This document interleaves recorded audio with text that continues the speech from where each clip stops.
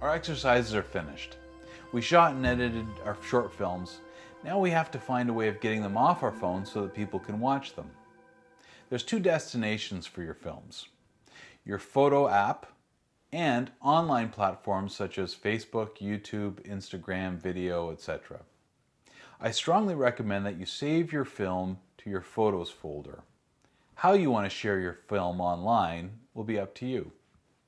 The final step in editing is exporting your finished film out back to your photo library and up to your social media feeds or to a drive where you can share it with other people.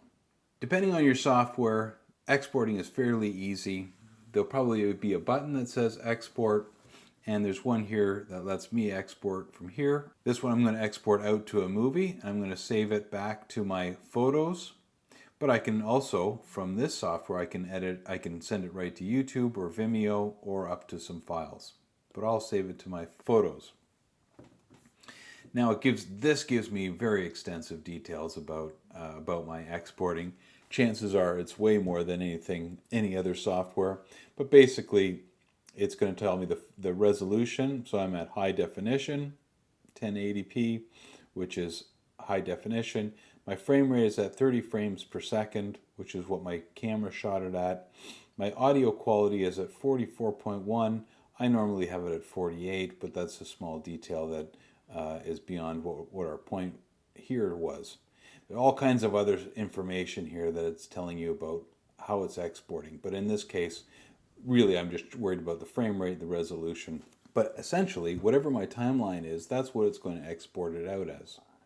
So I'm exporting it right into my photos, and it's quite easy. All I do is hit export, and it will write the movie for me. It shows me that the movie was 1 minute and 15 seconds long and 23 frames, and take a half minute to export out. And I should probably be able to see the direct connection to the export, even from within this app.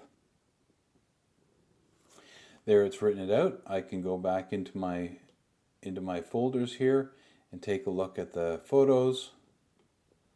Go and take a look at the videos. It'll probably be easier to see. And there, it's going to be right up at the top. You can play it right from here.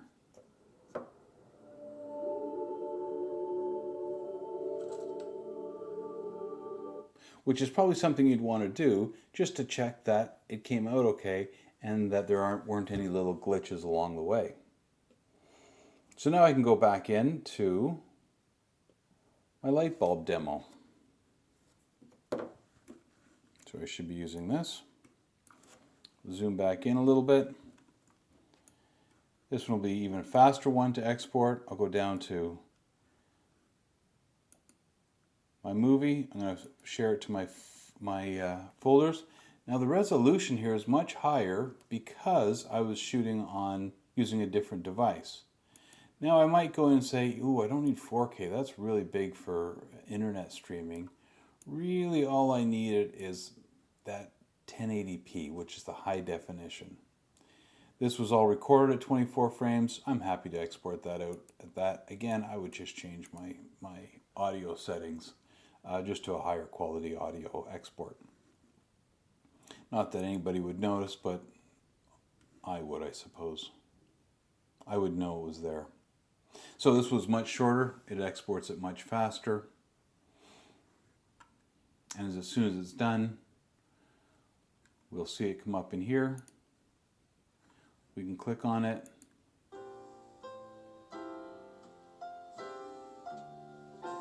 Hi, my name's Murray. I'm going to show you how to change a light bulb.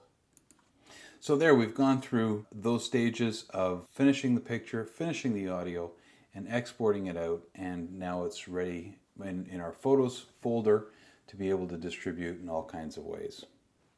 For those participating in the GIL membership, we'll have information about where you can upload your finished work for peer sharing and discussion.